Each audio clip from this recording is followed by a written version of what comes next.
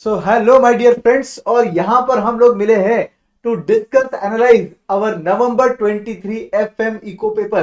तो गाइज, मैं हूँ सीए प्रशांत सारडा और एमईपीएल फैमिली की तरफ से आप सबका स्वागत है at the last paper, at the verge of finishing the examination. ICI ने बिल्कुल आपको खुश कर दिया है by giving you a very very easy paper. मेरे राय में ये पेपर बहुत ज्यादा आसान और मैनेजेबल पेपर था। तो गाइज, यहाँ पर स्क्रीन पर आप देख सकते हो नवंबर 23 का पेपर है। क्वेश्चन नंबर 1A जो है वो रेशियो एनालिसिस का स्ट्रेट फॉरवर्ड क्वेश्चन है गाइस। अगर आप रेगुलर नोट्स भी ओपन कर लोगे तो question number 4 of regular notes बिल्कुल सेम दिखेगा आपको। इनफैक्ट वहां तो भी 5 आइटम पूछे थे, यहाँ पे तो स्ट्रेट फॉरवर्ड सिर्फ 3 आइटम पूछे।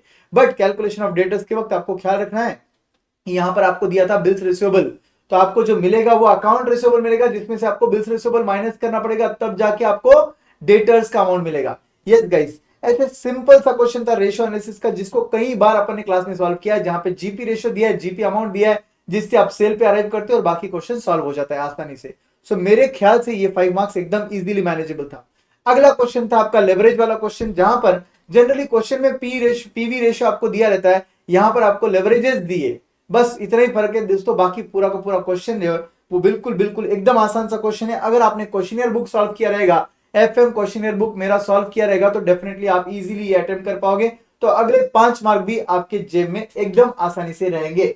यस गाइस, अगर आपको क्वेश्चन नंबर के साथ बता दूं तो ये question number 13 of FM questionnaire book है, जिसको बस यहाँ पर पीवी रेशियो ऊपर दिया था और बाकी लेवरेजेस नीचे दिए थे। कैलकुलेट लेवरेज पूछा था और पीवी रेशियो ऊपर दिया था अपने क्वेश्चनियर में, एग्जैक्टली रिवर्स करके पूछा है। एकदम आसान सा क्वेश्चन था। बट यहाँ पे एक एसेट्स टर्नओवर रेशियो वाला पार्ट पूछा था, और काफी स्टूडेंट्स ऊपर ढूंढ रहे होंगे कि एसेट्स कैसे निकाले जाए sir.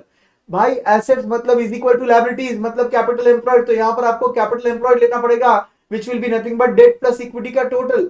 Yes guys, debt plus equity का टोटल ही आपका टोटल एसेट्स रहेगा। उससे आपको एसेट्स टर्नओवर रेशियो आपकी फर्म का निकालना होगा और उसे कंपेयर करना होगा इंडस्ट्री के टर्नओवर रेशियो के साथ, और फिर बोलना पड़ेगा वो हाई है या लो है। तो गाइस, मेरे मुताबिक जिसने थोड़ा भी अच्छा पढ़ाई किया रहेगा उसके लिए एकदम इजीली अनदर 5 मार्क्स जेब में रहेंगे।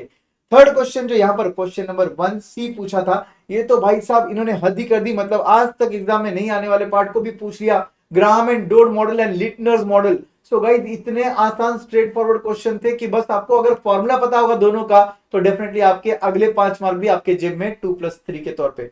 तो गाइस, क्वेश्चन नंबर 1C एकदम इजी था, एकदम आसान था।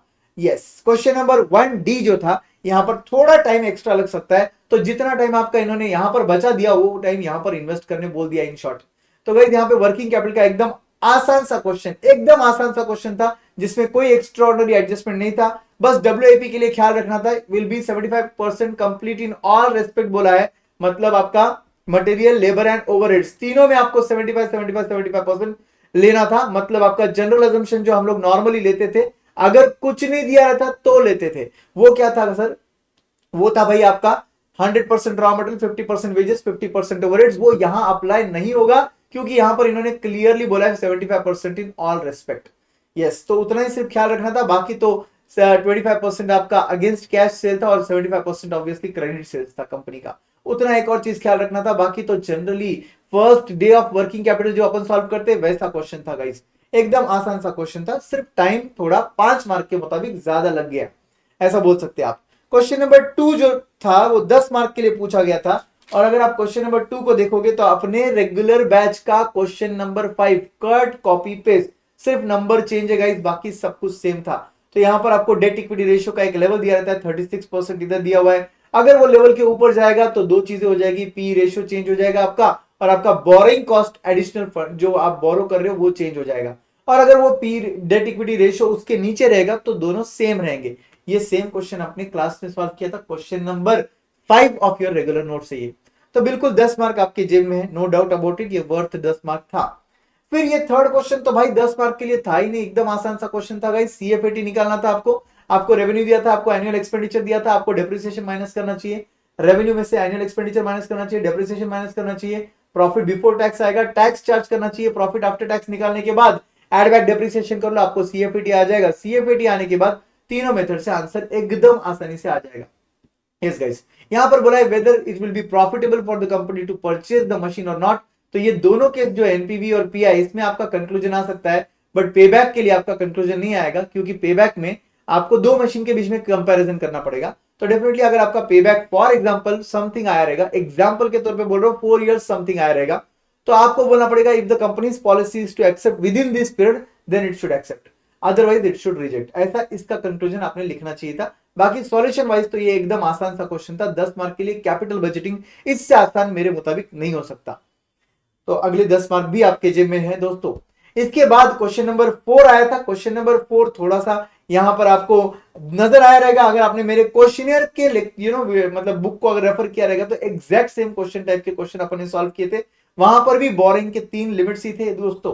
तो ये बिल्कुल सेम क्वेश्चन दिया हुआ है आपको, और आपको बोला है भाई रिक्वायर्ड है कॉस्ट ऑफ डेट निकाल लो, कॉस्ट ऑफ रिटेन अर्निंग निकाल लो, कॉस्ट ऑफ इक्विटी भी निकाल लो, and weighted average cost of capital निकाल लो। तो गाइस केआर और के इस क्वेश्चन में सेम ही आएगा, बिकॉज कहीं पर भी पर्सनल टैक्स रेट ब्रोकरेज कुछ नहीं दिया था, और ना कहीं पर ऐसा बोला है फ्रेश इश्यू ऑफ इक्विटी के अंदर कोई मार्केट प्राइस से कम में इश्यू हो रहा है। तो केआर के दोनों का आंसर सेम आएगा इस क्वेश्चन के अंदर। एकदम आसान क्वेश्चन, अगले 10 मार्क भी आपके जेब में एकदम आसानी से आ जाएंगे।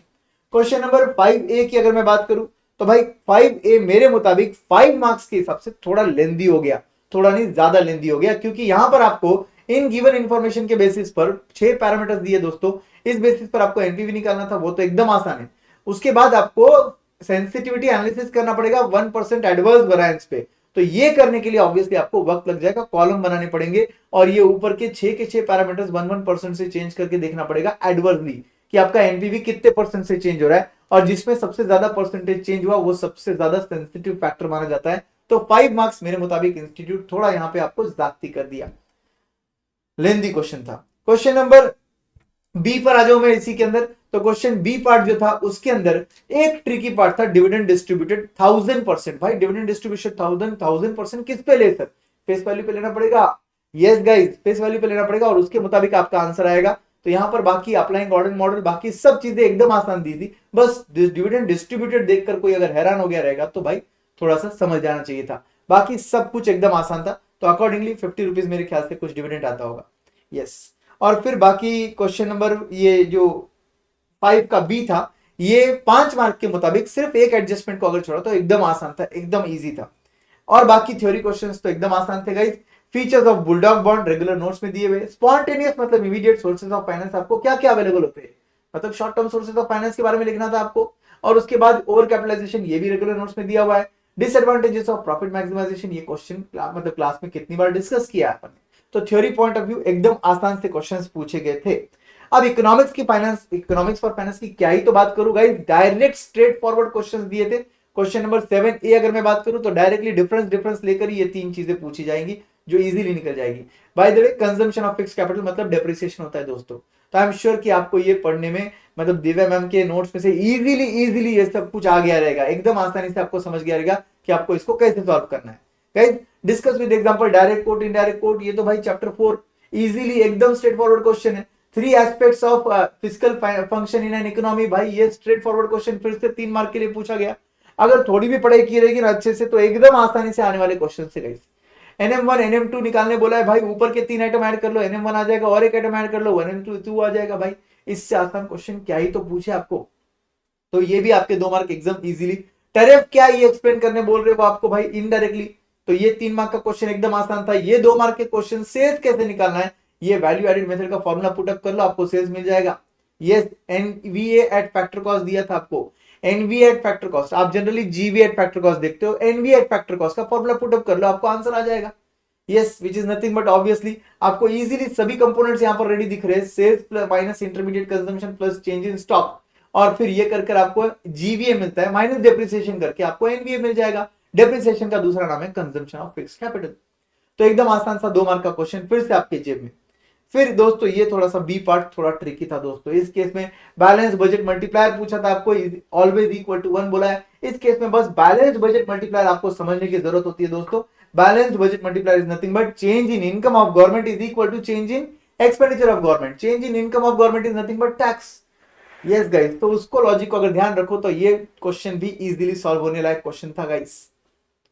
How does RBI control the liquidity through open market operation? By selling the bonds and by purchasing the bonds. ये भी आपका 2 मार्क आपके जेब में, एकदम आसान सा क्वेश्चन। CRR SLR समझाने बोल रहे हो आपको इनडायरेक्टली, यहां पर स्टेटमेंट को एग्री कर रहे हो क्या? बिल्कुल यस एग्री करते हैं स्टेटमेंट को, और इस स्टेटमेंट को अग्री करते साथ ही इसको एक्सप्लेन करना था आपको। सीआरआर क्या है और एसएलआर क्या है, अगले 3 मार्क भी आपके जेब में एकदम आसानी से। इसका सेकंड पार्ट जो पूछा था ये और भी आसान था दोस्तों, नॉमिनल एंड रियल जीडीपी दिया था और आपको पूछा इन्फ्लेशन रेट निकाल लो, तो सबसे पहले इससे निकाल लो आप जीडीपी डिफ्लेटर, और डिफ्लेटर के डिफरेंस लेकर डिवाइड बाय बेस लेकर इनटू 100 कर लो, आपको मिल जाएगा आपका इन्फ्लेशन रेट। यस गाइस, तो ये भी आपके 2 मार्क आपके जेब में एकदम आसानी से। ईएफएफ वाला पार्ट तो और भी आसान था। List down the problem involved in administrating and efficient pollution tax, straightforward theory question. National treatment principle chapter number 4 WTO क्या बोलता है उसके बारे में था, ये भी आपके जेब में अगले 2 mark. Yes guys, last question, question number 10। Yes guys, question number 10 last question इसलिए बोल रहा हूं क्योंकि ये ऑप्शन के साथ लास्ट क्वेश्चन आता है, ऑप्शन इसके बाद में भी आएगा। तो क्वेश्चन नंबर 10 के अंदर ना गाइस यहाँ पे स्ट्रेट फॉरवर्ड मॉड्यूल का क्वेश्चन दिया हुआ है, आईसीएस स्टडी मैट का क्वेश्चन दिया हुआ है, ये अगले 3 मार्क बिल्कुल आपके जेब में है। फिर transaction motive of holding cash पूछा है 2 मार्क के लिए, स्ट्रेट फॉरवर्ड क्वेश्चन जिसको अपन रियल कैश बैलेंस बोलते हैं। Yes, then NNP at factor cost by expenditure method निकालना था, सब कुछ तो दिया था दोस्तों, और ऐसे ही क्वेश्चन डेफिनेटली दिव्या मैम ने प्रैक्टिस कराया रहेगा, डेफिनेटली ये 3 मार्क भी आपके जेब में स्ट्रेट फॉरवर्ड, इससे आसान क्वेश्चन और कुछ नहीं आ सकता है दोस्तों। Discuss the concept of common access resource guys, if overused tragedy of commons create हो जाता है। कॉमन एक्सेस रिसोर्स जो कोई किसी के लिए हम रोक नहीं लगा रहे, कोई भी यूज कर सकता है कॉमन एक्सेस रिसोर्स। यस, तो ये जो पार्ट था ये भी एकदम आसान स्ट्रेट फॉरवर्ड क्वेश्चन था गाइस। उसके बाद इन्होंने बोला है डंपिंग के बारे में, डंपिंग के बारे में तो इजीली डिस्कशन हो चुका रहेगा क्लास में, एकदम मक्खन के तरीके से दिव्या मैम के स्टूडेंट्स ने सॉल्व किया है। यस, 3 मार्क अगले आपके जेब में। एंड यहाँ पर क्रेडिट आपको, यहाँ पर जो 11th का सेकेंड पार्ट था इसमें भाई आपको स्ट्रेटली क्रेडिट मल्टीप्लायर मतलब कंप्यूट करने बोला है और रिजर्व रेशियो दिया हुआ है, इजीली आंसर आ गया, और उसको मल्टीप्लाई बाय, अगर आप जो भी रिजर्व मल्टीप्लायर का वैल्यू निकालोगे उसको 1,50,000 से मल्टीप्लाई कर लोगे तो total credit created, money created by banking system आ जाएगा। यस, एकदम आसान सा 2 मार्क का question. Main component of 4 sector economy, भाई 4 सेक्टर इकोनॉमी आप सबको पता है, C plus I plus G plus X minus M, यही 4 कंपोनेंट की बात करनी थी। अगले 3 मार्क भी आपके जेब में रहेंगे दोस्तों डेफिनेटली। टर्म मार्केट फेलियर क्या है और 4 रीजन क्या है मार्केट फेलियर के, भाई एकदम आसान स्ट्रेट फॉरवर्ड क्वेश्चन, और क्या पूछे इससे आसान। And state different modes of FDI, straight forward question, कोई एप्लीकेशन बेस्ड क्वेश्चन नहीं, कुछ नहीं। तो गाइस मेरे मुताबिक ओवरऑल मैं इस पेपर को अगर मैं 10 टफेस्ट है बोल सकता हूं, 10 आउट ऑफ 10 टफेस्ट है बोल सकता हूं, तो भाई ये इतना इजी था कि 2 या 3 पे रख दूं मैं इसको, 2 या 3 पे रख दूं। आई एम श्योर गाइस कि आपको भी ये बहुत आसान गया रहेगा पेपर। डेफिनेटली मुझे कमेंट सेक्शन में बताइए कि आपका पेपर कैसा गया और क्या एमईपीएल से पढ़ने में आपको फायदा हुआ है। Definitely we are waiting for all your comments. Thank you very much, bye bye.